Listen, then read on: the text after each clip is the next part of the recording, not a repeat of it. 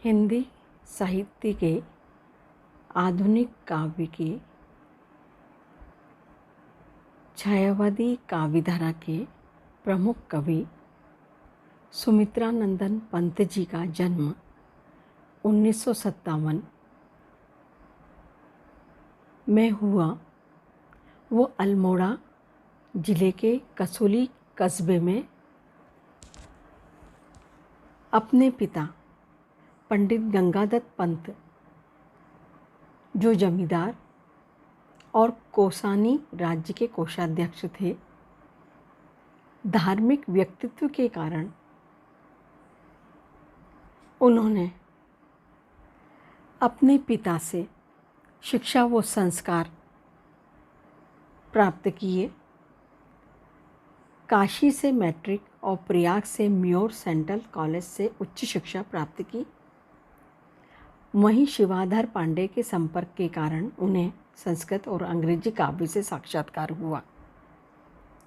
उसी समय असहयोग आंदोलन से प्रभावित होकर उन्होंने कॉलेज छोड़ दिया और घर पर ही रह के वर्ड्सवर्थ, शैली, कीट्स, बायरन, टेनिसन आदि अंग्रेजी के कवियों का गहरा अध्ययन किया। जन्म स्थान के समय सन 1957 से 1960 के आसपास के सारा समय का प्रभाव उनके काव्य में देखा जा सकता है। सुमित्रानंदन पंत की पहली कविता गिरजे का घंटा सन 1916 में प्रकाशित हुई। तब से वे निरंतर काव्य साधना करते रहे।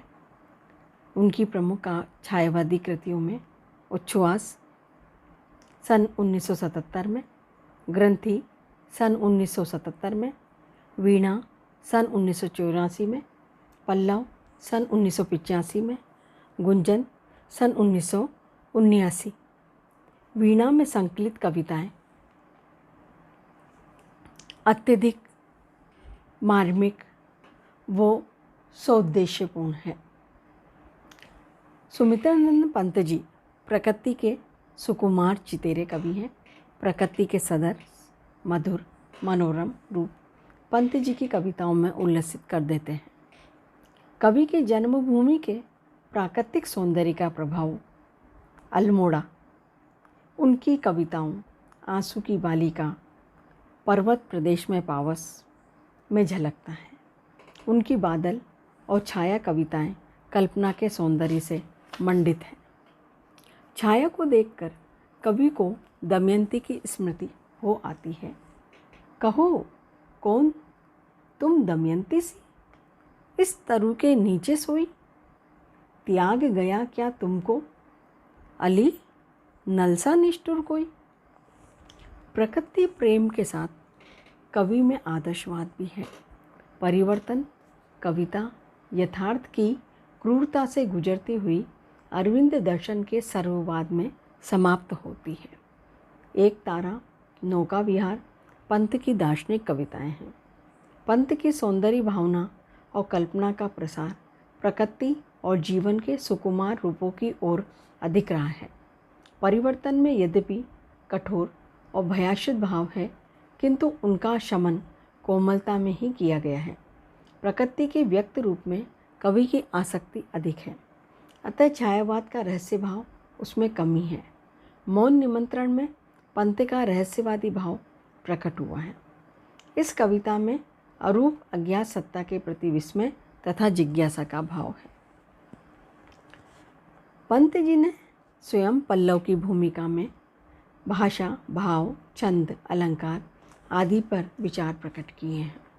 भाषा के संबंध में पंत बहुत जागरूक है। शब्द को कोमल बनाकर प्रयोग में लाना उसका शिल्प है। लाक्षणिकता, विशेषण विपर्यय, विरोध, चमत्कार, मानवीकरण, प्रतीक विधान, अन्योक्ति विधान पंत की शैली के गुण हैं। वीणा में भाव और विचारों की सरलता व स्पष्टता, ग्रंथि में भाषा के प्रति सजग चेष्टा, पल्लव तक आते आते कवि की भाषा शब्द और अर्थ के अपूर्व एवं सूक्ष्म समन्वय को व्यक्त करती है।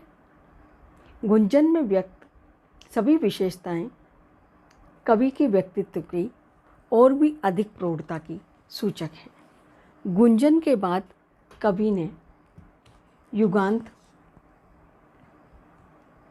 युगवाणी, ग्राम्या, स्वर्ण किरण, स्वर्णधुली, उत्तरा, रजत शिखर, वाणी, पतझर आदि काव्य कृतियों में अपनी मुक्तक रचनाएं प्रस्तुत की हैं। लोकायतन महाकाव्य उनका छायावादोत्तर काव्य ग्रंथ है। इन रचनाओं में भाषा की वक्रता और सांकेतिकता ने सरलता तथा स्पष्टता की ओर प्रयाण किया है। वे कला के स्थान पर अभिव्यक्ति को अधिक महत्व देते हैं। तुम वहन कर सको जन मन में मेरे विचार, वाणी मेरी क्या तुम्हें चाहिए अलंकार। इसी प्रकार छंद बंधन से मुक्ति भी उन्हें काम में है। खुल गए छंद के बंध, पाश के रजत पाश, अब गीत मुक्त और युग वाणी बहती अयास। ग्राम्या में कवि का प्रगतिवादी स्वरूप है और उसके बाद का काव्य तो स्वर्ण काव्य ही कहा जा सकता है, जिसमें उपनिषदों के सत्य को अरविंद दर्शन के प्रकाश में व्यक्त किया गया है। कवि अपने स्वर्ण काव्य में भविष्य की कल्पना करते हैं। चिदंबरा कृति पर पंत को भारत का सर्वोच्च साहित्यिक पुरस्कार ज्ञानपीठ पुरस्कार मिल चुका है। कुछ उदाहरण प्रस्तुत हैं। सिखा दो ना है मधुप कुमारी, मुझे भी अपने मीठे गान, कुसुम के चुन्ने कटोरे से करा दो ना कुछ कुछ मधुपान। इन गढ़ों में रूप के आवर्त से घूम फिरकर नाव से किसके नयन है नहीं डूबे भटक कर अटक कर भार से दबकर तरुण सौंदर्य के। मनुष्य को सभी जीव जगत की योनियों में सर्वश्रेष्ठ माना है। मानव को आदर्श चाहिए, संस्कृति आत्मोकर्ष चाहिए, बाह्य विधान उसे है बंधन, यदि न साम्य उसमें अंतरतम, मूल्य न उसका चींटी के सम, वे है जड़ चींटी है चेतन। आज हम पर्वत प्रदेश में पावस वो बादल कविता के मूल पाठ की चर्चा करेंगे कि उसमें कविता में प्रकृति के अनुपम रंग बिखेरे हैं।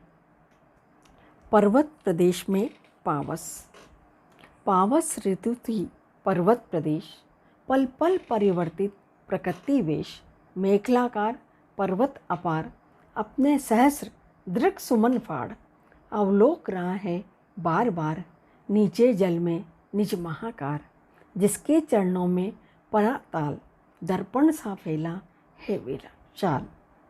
गिरि का गौरव गाकर झरझर, मद में नस नस उत्तेजित कर, मोती की लड़ियों से सुंदर, झरते हैं झांक भरे निर्झर। गिरिवर के उड़ से उठ उठकर, उच्चाकांक्षाओं से तरुवर, हे झांक रहे नीरव नभ पर, अनिमेष अटल कुछ चिंता पर। उड़ गया अचानक लो भूधर, फड़का अपार वारिद के पर, रव शेष रह गए है निर्झर, हे टूट पड़ा भू पर अंबर। धस गए धरा में सबे शाल, उठ रहा धुआं जल गया ताल, न्यों जलद यान में विचर विचर, था इंद्र खेलता इंद्रजाल। इस तरह मेरे चितेरे हृदय की बाह्य प्रकृति बनी चमत्कृत चित्र थी, सरल शैशव की सुखद सुधी सी वही बालिका मेरी मनोरम मित्र थी। बादल कविता का मूल पाठ। सुरपति के हम ही हैं अनुचर, जगत प्राण के भी सहचर, मेघदूत की सजल कल्पना, चातक के चिर जीवन धर। मुग्ध शिकी के नृत्य मनोहर, सुबक स्वाति के मुक्ताकर, विहग वर्ग के गर्भ विधायक, कृषक बालिका के जलधर। जलाशयों में कमल दलों सा हमें खिलाता नित दिनकर, पर बालक सा वायु सकल दल बिखरा देता चुन सत्वर। लघु लहरों के चल पलनों में हमें झुलाता जब सागर, वही चील सा झपट भाग है हमको ले जाता ऊपर। भूमि गर्भ में छिप विहंग से फैला कोमल रोमिल पंख, हम असंख्य अस्फुट बीजों से सेते सांस छुड़ा जड़ पंख।